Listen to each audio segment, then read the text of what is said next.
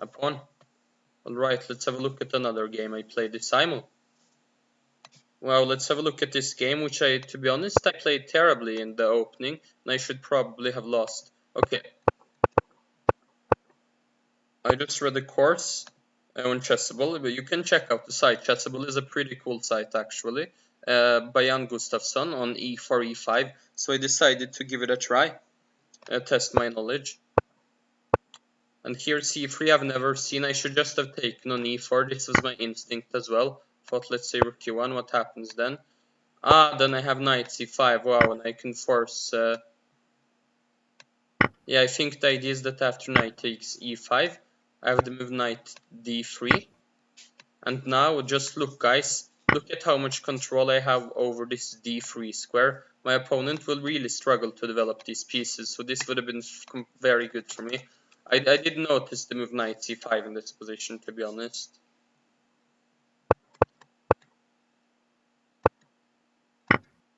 Yeah, here his idea becomes somewhat justified, and it's just a position now.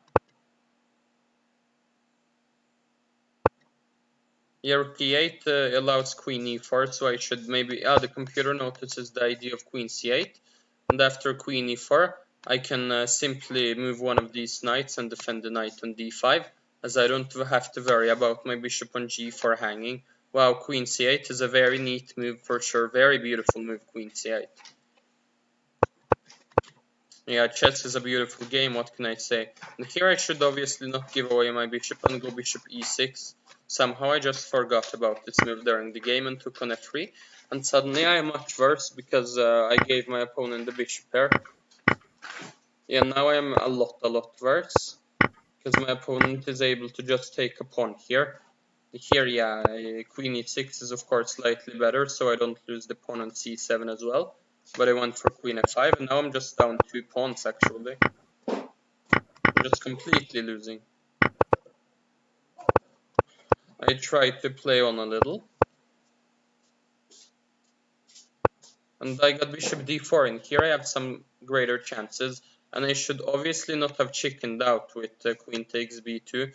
I'm just gone for bishop takes b2 and realized that, okay, his knight is dangerously close to my king, but there shouldn't be any tactics in this position. Queen takes a3, I guess, or... yeah, for instance. And here I have much greater chances of holding the game than what I did in the game.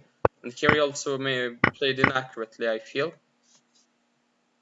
What's the point of queen a1? Wow, this is an absolutely brilliant point, guys. The idea is that my opponent can't go e6 as he went in the game, because then there is queen d5 followed by pawn takes e6. The queen a1 in-between move is a very nice in-between move for sure. Because here my opponent could go e6, which I think wins a pawn and clearly improves his winning chances. Wow, queen a1 is just so beautiful, guys. Okay, here I am just dead lost. I'm very curious about when I got counterplay, and it was enough to hold the draw. Yeah, I mean, my opponent should obviously win this.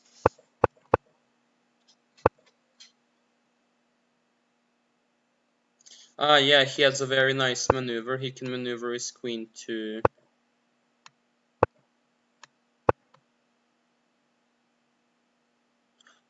this is very smart, guys. This is genius. It's completely understandable my opponent didn't notice this. Queen d5 check is very good, because king h8 is my best move. But now he has the maneuver queen d8, queen b6, which helps him push the pawn. And after king h7, he has queen e4, king g8, queen e8, king h8, and then queen g6. Wow, guys, this would have been so nice and technical by him if he would have managed to pull this one off, which he fortunately didn't.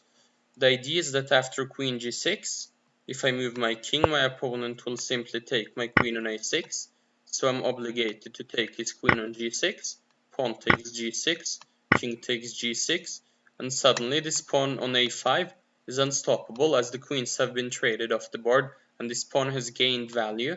and now simply no one can stop it, and this pawn will queen, and my opponent will be an entire queen up, which will be an easy win.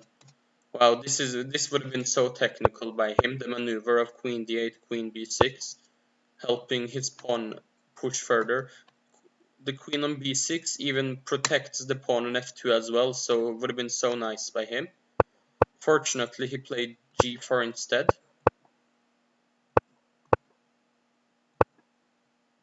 And here he went for g5, which is a very surprising decision, because it trades away one of the pawns, and I feel as if it gives less shelter to white's king, and suddenly I have some chances of giving a perpetual. Not so big chances, but suddenly he has to be a bit more careful, I felt. And here he played king h3, which gives me a perpetual right away as far as I see it. He needed to go f3, after which I don't have any perpetual, but I still feel as if I have much greater chances to draw this than I had before. Because now his king is much more open. And it doesn't matter as much that my king is slightly more open, with only one pawn protecting it as opposed to two. Because if my opponent gives a perpetual, then I'm not worried. But in queen endgames, it's very important to be aware of perpetuals, because this is a resource which will save you many many games. And this is a resource which, if you're careful and don't allow your opponent to give you a perpetual, will get you many wins as well. Yeah, now it's actually a draw, which is exactly what I was talking about. In queen endgames, perpetuals is such a big theme. Here my opponent has to go to g4. If he goes to f5, this is also possible, I guess, but wow. I could have taken on a5. I just went queen d5 instead, to be honest. Here, if my opponent gets overly excited and tries to get active with his king, I was hoping for this during the game. I would have checkmate in one, guys. That would be so nice. Sadly, though, my opponent didn't, and it ended in a repetition.